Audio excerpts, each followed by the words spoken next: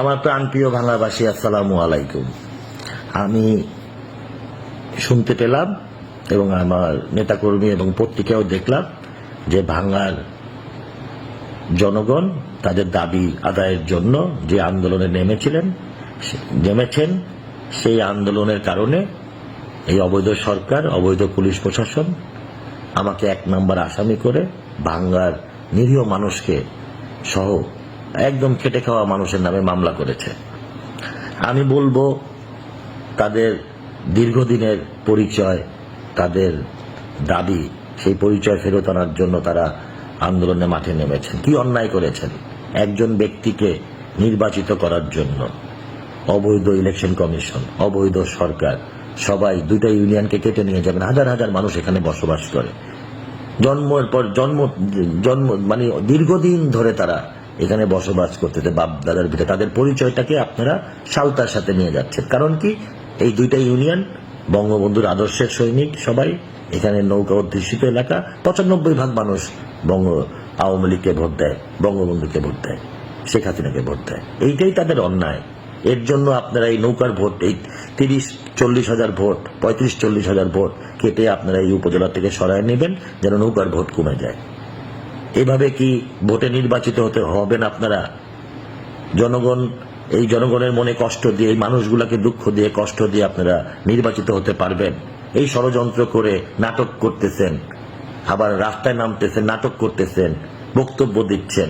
মানুষ এত বোকা? ভাঙ্গার জনগণ, বাংলাদেশের মানুষ, খেটে খাওয়া মানুষকে যদি বোকা ভাবেন তাহলে আপনারাই বোকা। এই অন্যায় অত্যাচারটা করেন না। আমি একটা বিবৃতি দিয়েছি। কি দিয়েছেন? 11 বছর এই এলাকা নির্বাচিত সংসদ সদস্য আমাকে, এই 3 থানার মানুষ বারবার ভোট দিচ্ছে, আমাকে ভালোবেসে, আমার উপর বিশ্বাস রেখে।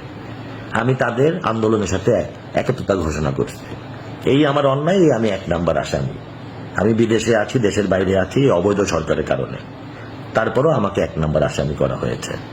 ঠিক আছে, আমাকে 1 নম্বর আসামি করতে এতে আমি মোটেও বিচলিত না, ভয়ও পাই নাই। একটা না, ভাঙ্গার জনগণের জন্য, ভাঙ্গার মাটির জন্য, ভাঙ্গার মানুষের পরিচয়ের জন্য 100টা মামলা খেলেও আমি ভয় পাবো না, বিচলিত হব না। কিন্তু নিরীহ মানুষগুলোকে অত্যাচার করেন না। তাদের একটা সামান্য দাবি, তাদের 2টা ইউনিয়ন তাদের ফেরত দেন। কোনো কারণ নাই তো এই 2টা ইউনিয়ন নিয়ে যাওয়ার। ভাঙ্গা হামিদদি ইউনিয়ন এবং আলগি ইউনিয়ন থেকে ভাঙ্গা উপজেলা মাত্র 2 থেকে 3 মিনিটের পথ। ভ্যান ভাড়া লাগে 10 থেকে 12 টাকা, 15 টাকা। আর আপনারা কেটে নিয়ে গেছেন সালতার সাথে, এখান থেকে 13-14 কিলোমিটার দূরে। এই মানুষগুলোর কথা একবার চিন্তা করবেন না? এই খেটে খাওয়া গরিব দুঃখী মানুষ, এই মানুষগুলায় কত কষ্ট হবে, তাদের উপর দেখি চাপ যাবে, এটা কি কষ্ট যাবে, এটা আপনারা একবার চিন্তা করবেন না?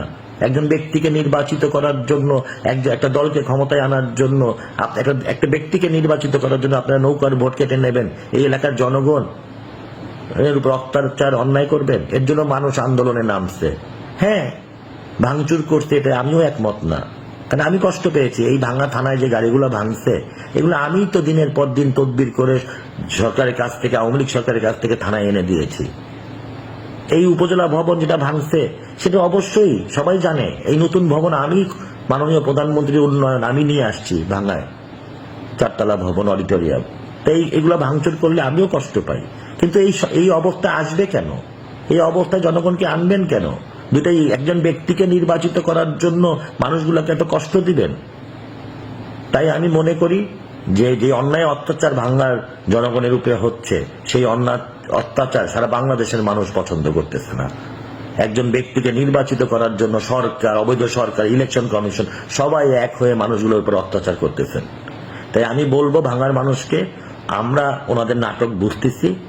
ওই ডিসি সাহেব ইলেকশন কমিশনে চিঠি দেবেন, একজন আপিল করবেন, এই সব নাটক করে কাজ হবে না। আমাদের 2 ইউনিয়ন আমাদেরকে ফেরত দিতে হবে এবং আমাদের একজন নির্বাচিত চেয়ারম্যানকে অবৈধভাবে আপনারা গ্রেফতার করতেন। কারণ তার দোষ কি? যে আন্দোলনের সাথে, জনগণের সাথে ছিল, এর জন্য তাকে গ্রেফতার করতেন। তাকেও মুক্তি দিতে হবে। মিথ্যা মামলা, একদম খেটে খাওয়া মানুষগুলোর নামে মামলা দিচ্ছেন, সেই মামলাও তুলে নিতে হবে। নাহলে জনগণ কিন্তু আন্দোলন করবে। কেন? এই আন্দোলন আমার আন্দোলন না, এই আন্দোলন আমাদের প্রত্যেকটা মানুষের আন্দোলন।